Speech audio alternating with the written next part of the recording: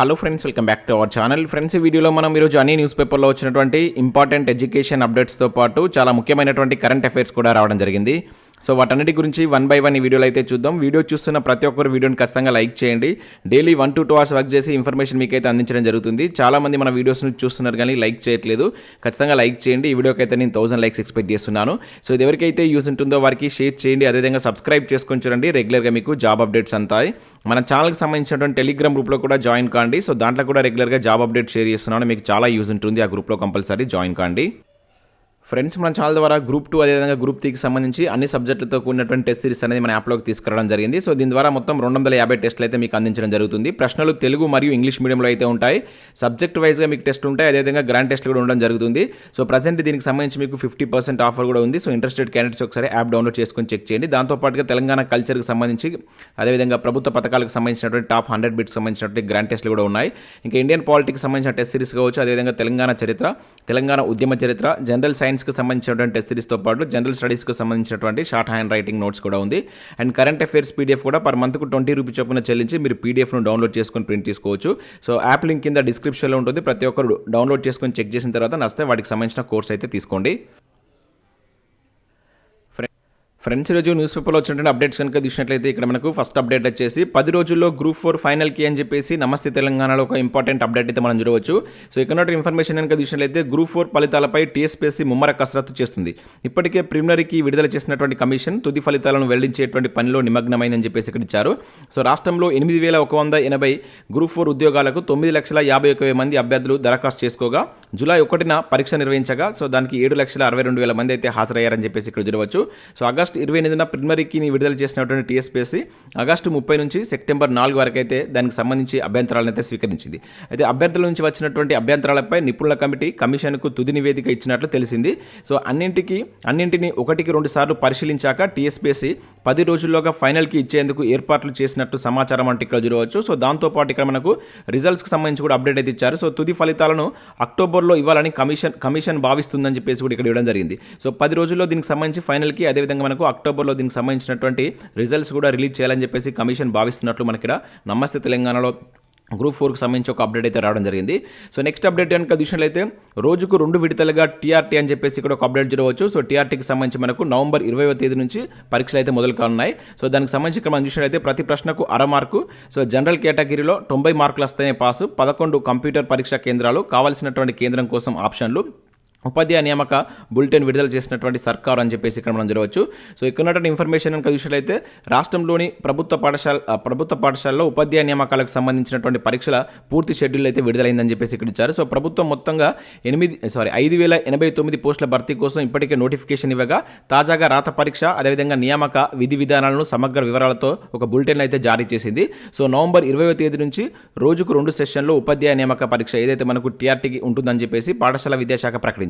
So ఉదయం వచ్చేసి 9 గంటల నుంచి 11:30 వరకు ఒక సెషన్, అదేవిధంగా మధ్యాహ్నం 2 గంటల నుంచి 4:30 వరకు రెండో సెషన్ ఉంటుందని తెలిపింది. సో పూర్తిగా మనకి ఇది ఆన్లైన్ విధానంలో ఈ పరీక్షలు అయితే ఉంటాయని చెప్పేసి ఇచ్చారు. దానికోసం రాష్ట్ర వ్యాప్తంగా చూసినట్లయితే 11 పరీక్షా కేంద్రాలను అయితే ఏర్పాటు చేసినట్లు పేర్కొంది.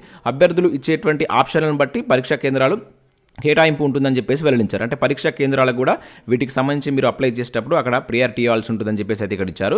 సో ఇక్కడ విషయంలో ఒక్కో ప్రశ్నకు 1/2 మార్కు. సో మనకు TRTకి సంబంధించి టోటల్గా రిటర్న్ టెస్ట్ అనేది 160 మార్కులకు అయితే ఉంటుంది. దానిలో ప్రతి ప్రశ్నకు 1/2 మార్కు, అంటే 80 మార్క్స్ మీరు ఎగ్జామ్ అయితే రాస్తారు. అదేవిధంగా 20% అనేది మనకు ఏదైతే టెట్కి సంబంధించి అయితే వెయిటేజ్ ఉంటుందని చెప్పేసి ఇక్కడ ఇచ్చారు. ఇక దాంతోపాటు పరీక్షా కేంద్రాలు ఏమేమి ఇచ్చారని కూడా ఇచ్చారు. సో దాదాపు మనకి ఇక్కడ ఓల్డ్ డిస్ట్రిక్ట్ సంబంధించినటువంటి జిల్లాలు అయితే మనకు వీటికి సంబంధించిన పరీక్షా కేంద్రాలు అయితే కనబడుతున్నాయి. ఇంకా పోస్టుల వారిగా అర్హతలకు సంబంధించి ఇక్కడ ఇవ్వడం జరిగింది. దాంతోపాటుగా పరీక్షల సిలబస్ తీరంటే ఇక్కడ చూడవచ్చు. అండ్ అదేవిధంగా ఎవరికి ఎప్పుడు పరీక్ష ఉంటుందని చెప్పేసి కూడా ఇక్కడ జరిగింది. నవంబర్ 20-21 మనకు స్కూల్ అసిస్టెంట్కి సంబంధించి ఇక్కడ ఏ సబ్జెక్టులకు ఉంటాయని చెప్పేసి ఇచ్చారు. 22వ తేదీన 23, 24, 25 ఇట్లా ఏ తేదీలో ఏ ఎగ్జామ్స్ ఉంటాయని కూడా ఇక్కడ మనకు సాక్షి న్యూస్ పేపర్లో ఒక అప్డేట్ చూడవచ్చు.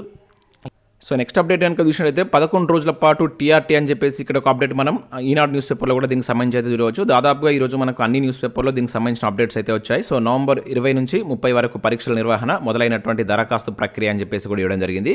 సో ఇది అప్డేట్ మనకు నమస్తే తెలంగాణలో కూడా రావడం జరిగింది. నెక్స్ట్ ఇక్కడ గురుకులకు సంబంధించి కూడా ఒక ఇంపార్టెంట్ అప్డేట్ అయితే మనం చూడవచ్చు. సో గురుకుల అభ్యర్థులకు ఆప్షన్ ఛాన్స్ అని చెప్పేసి ఇక్కడ ఒక అప్డేట్ అయితే చూడవచ్చు. సో ఆన్లైన్లో పరీక్షలకు హాజరైనటువంటి అభ్యర్థులకు మాత్రమే అవకాశం. సో వెబ్సైట్ ద్వారా లాగిన్ అయ్యాక సొసైటీ ఆప్షన్లు ఎంపిక, అదేవిధంగా జోనల్ ఆప్షన్లు కూడా ఇవ్వాల్సిందే. సో ట్రిప్ ప్రకటన అని చెప్పేసి ఇక్కడ ఒక ఇంపార్టెంట్ అప్డేట్ అయితే రావడం జరిగింది.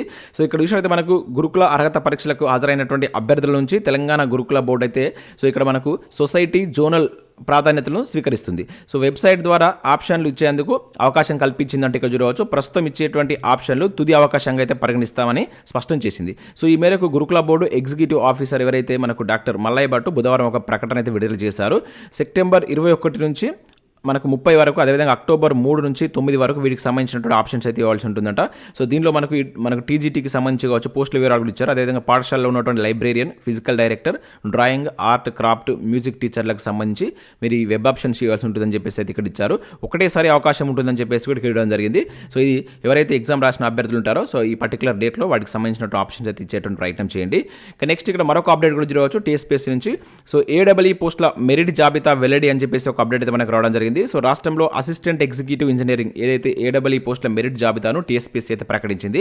వివిధ ప్రభుత్వ ఇంజనీరింగ్ విభాగాల్లో మొత్తం 1540 ఎలక్ట్రికల్ అండ్ ఎలక్ట్రానిక్స్ కావచ్చు, mechanical, civil and agriculture engineering పోస్టులకు మనకు మేలో అయితే ఎగ్జామ్స్ కండక్ట్ చేశారో వాటికి సంబంధించినటువంటి మెరిట్ జాబితా అయితే ప్రజెంట్ మనకు 1:2 రేషియోలో దీనికి సంబంధించి అయితే మెరిట్ జాబితాను రిలీజ్ చేసింది. ఎగ్జామ్ రాసిన అభ్యర్థులు ఒకసారి మీరు TSPSC వెబ్సైట్కి వెళ్ళి దాన్ని ఒకసారి మీరు డౌన్లోడ్ చేసుకొని అయితే చూడండి.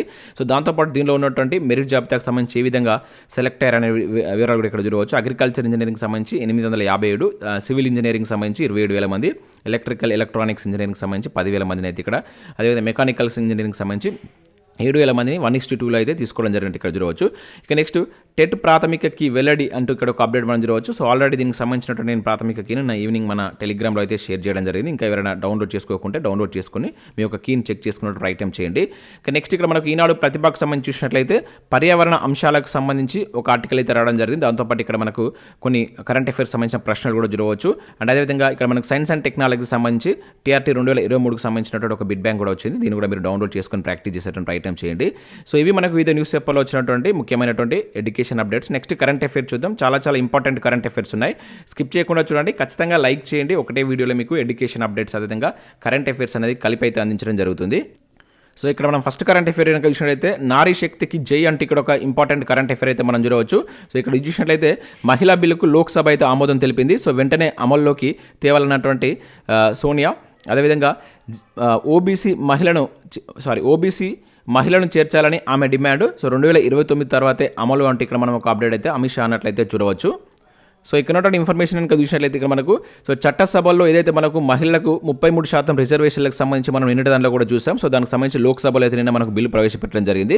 సో దానికి సంబంధించి మనకు మహిళా రిజర్వేషన్ బిల్లుకు బుధవారం లోక్సభ అయితే జై కొట్టిందంటే ఇక్కడ చూడవచ్చు. సో 8 గంటల పాటు చర్చ తర్వాత దాదాపుగా ఏకగ్రీవంగా ఆమోదించింది. సో ఓటింగ్లో మనకు 454 మంది సభ్యులు మద్దతు తెలుపగా 2 మాత్రమే వ్యతిరేకించారు. అంటే టోటల్గా ఇక్కడ మనకు 456 మంది అయితే మనకు దానికి హాజరు కావడం జరిగింది. దానిలో ఒక 2 మాత్రమే వ్యతిరేకంగా ఓటేస్తారు. మిగతా 454 మంది దానికి అనుకూలంగా ఓటేసినట్టు చూడవచ్చు. సో ఇది గుర్తుంచుకోండి, ఎన్ని ఓట్లు వచ్చాయనేది కూడా ఇంపార్టెంట్. సో ఇక్కడ మనం చూసినట్లయితే లోక్సభలో అసెంబ్లీలో ఈ బిల్లు వల్ల మనకి ఎంత 33% కోటా అనేది మహిళలకైతే దక్కుతుందని చెప్పేసి ఇక్కడ ఇవ్వడం జరిగింది. సో దీనికి సంబంధించి ఇక్కడ మనకు లోక్సభలో అయితే బిల్ పాస్ కావడం జరిగింది. అయితే దీనికి సంబంధించి ఇది ఎప్పటి నుంచి అమల్లోకి వస్తుందని దానిపైన కూడా ఇక్కడ కొంత క్లారిటీ అయితే ఇవ్వడం జరిగింది. సో ఇక్కడ మనకు అమిత్ షా గారు చెప్పిన దాని ప్రకారం చూసినట్లయితే సో బిల్లులోని చిన్న లోపాల తర్వాత లోపాలను సవరిస్తాం. సో 2024లో ఎన్నికలు రాగానే దాని తర్వాత మనకి ఏదైతే జనగణన కావచ్చు, డీలిమిటేషన్ తదితర వాటిని ప్రభుత్వం చేపడుతుందని చెప్పేసి ఇక్కడ ఇచ్చారు. అవి పూర్తి అవగానే సో రిజర్వేషన్లు అమల్లోకి తెస్తామని చెప్పేసి కూడా ఇక్కడ మనకు అమిత్ షా ప్రకటించినట్టయితే చూడవచ్చు. సో ఇది ఇంపార్టెంట్ అండి. సో మనకు రానున్నటువంటి పోటీ పరీక్షలో ఈ బిల్లుకి సంబంధించి మనకు క్వశ్చన్స్ అడగడానికి ఛాన్స్ ఉంటుంది. దీనికి సంబంధించినటువంటి సమగ్ర సమాచారాన్ని చదివేటువంటి ప్రయత్నం చేయండి. నెక్స్ట్ విషయం అయితే భీమదేవరపల్లి మండల సమాఖ్యకు జాతీయ పురస్కారం అని చెప్పేసి ఇక్కడ ఒక ఇంపార్టెంట్ కరెంట్ అఫైర్ అయితే చూడవచ్చు. హన్మకొండ జిల్లా భీమదేవరపల్లి మండలంలో ఉన్నటువంటి భారతమాత మండల సమాఖ్యకు సో ఇక్కడ మనకు ఒక అవార్డు అయితే రావడం జరిగింది. ఇక దీనికి సంబంధించి చూసినట్లయితే మనకు నాబార్డు ఏపీ మాస్ స్వచ్ఛంద సంస్థ సంయుక్తంగా అందించేటువంటి జాతీయ స్థాయి పురస్కారాలైనటువంటి 2022-23కు సంబంధించినటువంటి పురస్కారానికి అయితే ఎంపిక కావడం జరిగింది. సో ఇది దేనికంటే ఇక్కడ ఇది గుర్తుంచుకోండి, భారతమాత మండల భారతమాత మండల సమాఖ్య అని చెప్పేసి అంటాం. సో ఇక్కడ ఈ పురస్కారం కోసం దేశవ్యాప్తంగా దాదాపుగా 397 సంఘాలు ఎంపిక చేయగా సో వాటిలో మనకి భారతమాత మండల సమాఖ్య అనే దానికి ప్రథమ స్థానంలో అయితే నిలిచింది. సో మహిళా స్వయం సహాయక సంఘాలను ఏర్పాటు చేసి కొన్ని రుణాలు మంజూరు చేసి చెల్లింపులో 100% రికవరీ సాధించినందుకు గాను ఈ పురస్కారం ఇచ్చారు. సో ఇది ఎందుకు ఇచ్చారనేది ఇదన్నమాట, ఇది గుర్తుంచుకోండి. సో దీని పరిధిలో దాదాపుగా 22 గ్రామ పంచాయతీల్లో 49 గ్రామ సంఘాలు అయితే ఉన్నాయి. సో 1054 స్వశక్తి సంఘాల్లో దాదాపుగా 11,619 మంది మహిళలు సభ్యులుగా ఉన్నట్లయితే ఇక్కడ ఇవ్వడం జరిగిందనమాట. సో ఇది ఎక్కడ ఉంది అంటాడు, భీమదేవరపల్లి ఎక్కడ ఉంది అని చెప్పేసి అంటాడు. సో ఇది వచ్చేసి మనకు హన్మకొండ జిల్లాలో ఉంది. సో ఈ భీమదేవరపల్లి నుంచి మనకు ఒక తెలంగాణ స్కీమ్ను కూడా స్టార్ట్ చేస్తారు. ఆ స్కీమ్ ఏంటనేది కూడా కింద మీరు కామెంట్ చేసేటువంటి ప్రయత్నం చేయండి. చాలా ఇంపార్టెంట్ స్కీమ్ అదేంటనేది కింద కామెంట్ చేయండి. కానీ నెక్స్ట్ విషయంలో అయితే ఇంటర్నేషనల్ టెక్ పార్క్ ప్రారంభం అని చెప్పేసి మరొక కరెంట్ అఫేర్ ఇక్కడ మనం చూడవచ్చు. సో క్యాపిటల్ ల్యాండ్ ఇన్వెస్ట్మెంట్ ఏదైతే మనకు CLI అంటాం, సో ఆ సంస్థ మాదాపూర్లో మనకు IT కారిడార్లో ఈ ఏదైతే పునరాభివృద్ధి చేసినటువంటి ఇంటర్నేషనల్ టెక్ ఆల్రెడీ ఉన్నదాన్ని దాన్ని మళ్ళీ పునరాభివృద్ధి అయితే చేశారట. దాన్ని మనకు నిన్న మంత్రి KTR గారు అయితే ఓపెన్ చేయడం జరిగింది. ఎక్కడ ఓపెన్ చేశారని చెప్పేసి అడుగుతారు. సో ఇది గుర్తుంచుకోండి. సో మాదాపూర్లో ఉన్నటువంటి IT కారిడార్లో మనకి ఇంటర్నేషనల్ టెక్ పార్క్ని అయితే మంత్రి KTR గారు అయితే ఓపెన్ చేయడం జరిగింది. సో ఈ సందర్భంగా ఆయన మాట్లాడుతూ ప్రపంచ స్థాయి డేటా సెంటర్లు కావచ్చు, బిజినెస్ పార్కులు ఏర్పాటులో క్యాపిటల్ ల్యాండ్ సంస్థ అంకిత భావంతో పనిచేస్తుందని చెప్పేసి ఇక్కడ మనకు ఇవ్వడం జరిగింది. సో ఇవి గుర్తుంచుకోండి. ఈ క్యాపిటల్ ల్యాండ్ అనేది సంబంధించి మనం అంతకుముందు కూడా చూస్తాం. ఇది ఏ దేశానికి సంబంధించినటువంటి సంస్థ అనేది కింద కామెంట్ చేసేటువంటి ప్రయత్నం చేయండి. నెక్స్ట్ మరొక కరెంట్ అఫేర్ కనుక చూసినట్లయితే గణతంత్ర వేడుకలకు అతిథిగా బైడెన్ అంటూ ఇక్కడ ఒక అప్డేట్ మనం చూడవచ్చు.